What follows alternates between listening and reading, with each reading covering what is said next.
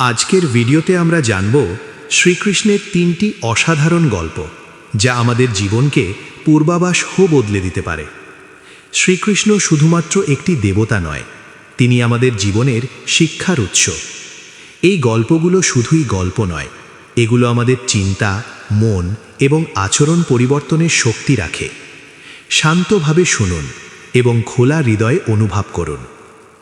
গল্প 1, বাঁশি বাজানো শেখার শিক্ষা।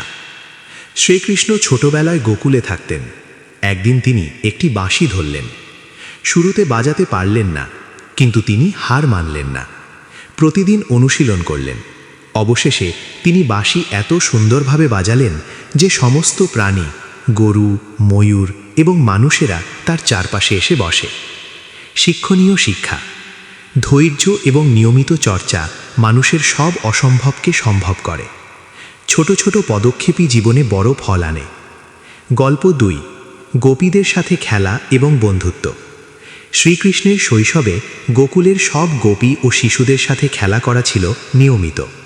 তার হাসি, খেলা এবং স্নেহময় আচরণ সকলের হৃদয় জয় করত। একদিন একটি ময়ূর আহত হয়েছিল। শ্রীকৃষ্ণ ময়ূরটিকে ধীরে ধীরে আরাম দিলেন। তারপর গোপীরাও শিখল সহানুভূতি এবং দয়া কী হতে পারে। শিক্ষণীয় শিক্ষা। অন্যকে সাহায্য করার মাধ্যমে আমরা নিজের সুখ খুঁজে পাই। বন্ধুত্ব ও মায়া জীবনের বড় শক্তি। গল্প 3, কুরুক্ষেত্রের যুদ্ধের শিক্ষা। যখন মহাভারতের সময় এসেছে, শ্রীকৃষ্ণ একজন গাইড ও যোদ্ধার শিক্ষক হিসেবে উপস্থিত হলেন। তিনি অর্জুনকে বললেন, কর্ম করো, ফলের চিন্তা করো না। তুমি যা করতে পারো তা করো, ফল ঈশ্বরের হাতে। অর্জুন তখন হতাশ এবং ভয় পাচ্ছিল, কিন্তু শ্রীকৃষ্ণের শিক্ষা তাকে শক্তি এবং স্থিরতা দিল। শিক্ষণীয় শিক্ষা। দায়িত্ব পালন করাই গুরুত্বপূর্ণ। ফল নিয়ে ভাবলে মন অস্থির হয়, কিন্তু দায়িত্ব পালন করলে মন শান্ত থাকে।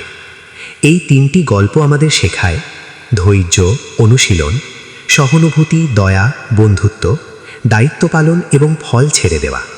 যদি আমরা এই শিক্ষা আমাদের জীবনে আনতে পারি, আমরা শ্রীকৃষ্ণের মতো শান্ত, শক্তিশালী এবং সুখী হতে পারি। ধন্যবাদ। জয় শ্রীকৃষ্ণ।